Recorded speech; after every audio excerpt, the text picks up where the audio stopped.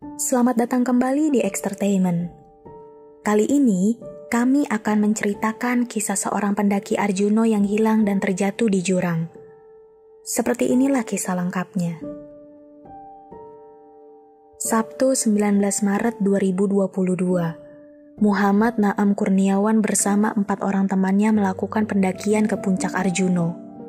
Mereka berlima melakukan pendakian melalui jalur Purwosari. Mereka berangkat melalui pos Tambak Sari. Jalur ini disebut sebagai jalur pendakian Arjuna yang paling magis. Di jalur Purwosari, para pendaki tak hanya disuguhi oleh pemandangan yang indah. Mereka juga dapat melihat berbagai situs kuno peninggalan kerajaan Majapahit. Di sepanjang lerengnya yang teduh, pendaki dapat menemukan beberapa tempat kegiatan spiritual. Inilah mengapa jalur Purwosari kerap disebut sebagai jalur pendakian spiritual. Pendakian yang dilakukan oleh Naam dan keempat temannya tidak menemui kendala yang berarti. Mereka dapat dengan lancar melakukan pendakian ke puncak Gunung Arjuna. Masalah baru muncul ketika mereka turun dari puncak Gunung Arjuna pada 20 Maret 2022. Salah satu teman Naam yang bernama Lia terpleset hingga jatuh dan mengakibatkan kakinya terkilir. Lia ketika itu sudah berusaha sekuat tenaga untuk kembali bangkit dan berjalan bersama teman-temannya. Namun saat itu kakinya masih terasa sangat sakit. Keadaan semakin parah ketika kondisi tubuh Lia mulai drop.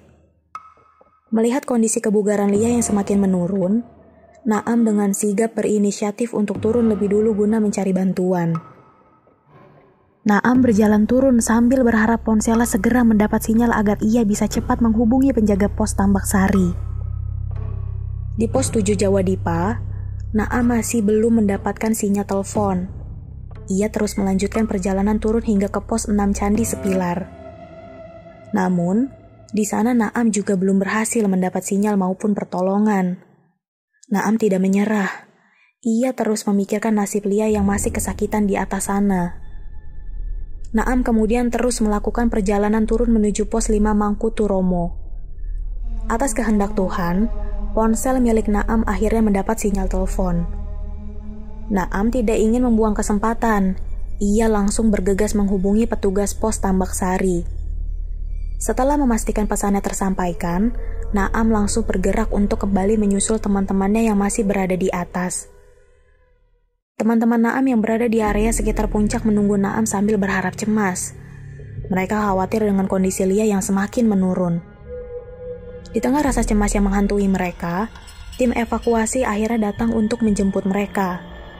Mereka dapat bernafas lega karena Lia dapat diselamatkan. Namun, perasaan lega itu hanya berlangsung sesaat, sebab mereka tidak melihat Naam di rombongan tim evakuasi. "Pak, teman kami mana?" tanya salah satu teman Naam kepada tim evakuasi. "Loh, teman kamu yang mana?" jawab tim evakuasi. "Yang tadi turun untuk minta bantuan evakuasi. Seorang laki-laki pakai celana hitam dan jaket serta sepatu berwarna pink. Kami tadi hanya mendapat panggilan telepon. Ketika naik, kami tidak melihat orang dengan ciri-ciri seperti itu." Jawaban yang diberikan oleh tim evakuasi membuat jantung teman-teman Naam berdegup kencang. Mereka sekarang mengkhawatirkan keadaan Naam. Raut cemas dan penuh ketakutan tergambar jelas di wajah mereka. "Sudah, tidak usah khawatir. Semoga di perjalanan turun kita semua bisa bertemu dengan teman kalian," ucap tim evakuasi. Di sepanjang perjalanan turun, teman-teman Naam tidak berhenti berdoa dan berharap agar mereka bisa bertemu dengan Naam. Jikapun tidak bertemu, mereka harap Naam sudah sampai di base camp terlebih dahulu.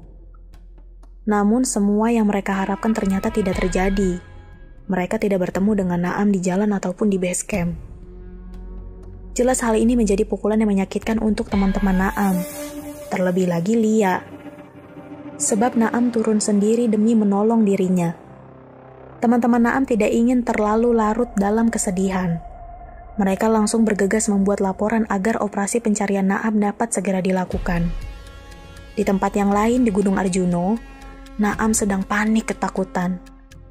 Ketika selesai menghubungi penjaga pos Tambak Sari, Naam memang berniat untuk kembali ke atas. Namun entah apa yang membuatnya tidak fokus.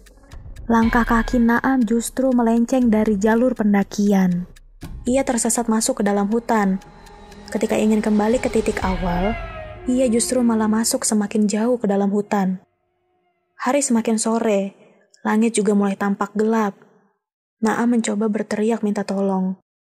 Namun tak ada satupun yang mendengar teriakannya. Di tengah kepanikan yang melandanya, Naam mencoba mencari aliran sungai. Ia berencana untuk mencari jalan keluar dengan mengikuti aliran sungai. Karena hari semakin gelap, Naam tidak bisa melihat jalan di depannya dengan baik. Ia tiba-tiba tergelincir dan masuk ke dalam jurang. Naam seperti berada di antara hidup dan mati. Matanya buram, kepalanya terasa sangat pusing, sekujur tubuhnya terasa lemas. Untuk sekedar bangkit rasanya sudah tidak sanggup lagi. Naam berusaha berteriak minta tolong. Namun untuk membuka mulut saja rasanya sudah tidak sanggup lagi. Naam saat ini hanya bisa pasrah sambil mengistirahatkan tubuhnya yang lelah sambil berharap datang pertolongan dari Tuhan. Di pos Tambak Sari, tim SAR mulai bergerak untuk melanjutkan operasi pencarian Naam. Mereka menyusuri setiap jengkal jalur Purwosari dan area di sekitarnya. Area pencarian difokuskan di sekitar pos Mangkuturomo, tempat di mana Naam terakhir terlihat. Tim pencari bekerja siang dan malam untuk mencari jejak-jejak keberadaan Naam. Proses pencarian sudah berlangsung selama 3 hari. Namun, tim pencari masih belum berhasil menemukan keberadaan Naam. Di tengah hutan, Naam masih lemas tak berdaya. Ia masih berada di jurang tempat ia terjatuh. Harapan yang ia miliki perlahan-lahan meredup. Di tengah rasa putus asa yang menyelimuti dirinya, Naam mendengar suara penduduk setempat. Dengan sisa tenaga yang ia miliki, Naam mencoba berteriak minta tolong. Naam terus-menerus berteriak sampai suaranya terdengar. Naam kemudian mendengar suara orang berlari ke arahnya. Harapan Naam untuk selamat akhirnya muncul. Ia berusaha untuk naik dari jurang tempatnya terjatuh. Ia terus naik sampai penduduk dapat melihat dirinya. Naam tersenyum ketika melihat wajah penduduk melihat ke arahnya. Perlahan-lahan pandangan matanya kabur dan ia kemudian tak sadarkan diri. Ketika tersadar, Naam sudah berada di rumah warga.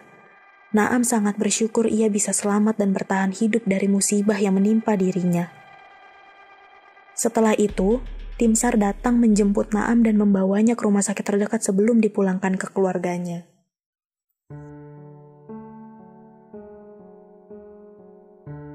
Terima kasih untuk kalian yang sudah menyimak video ini sampai akhir.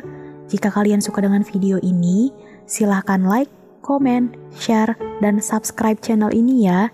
Jangan lupa nyalakan lonceng agar tidak ketinggalan video kami berikutnya. See you!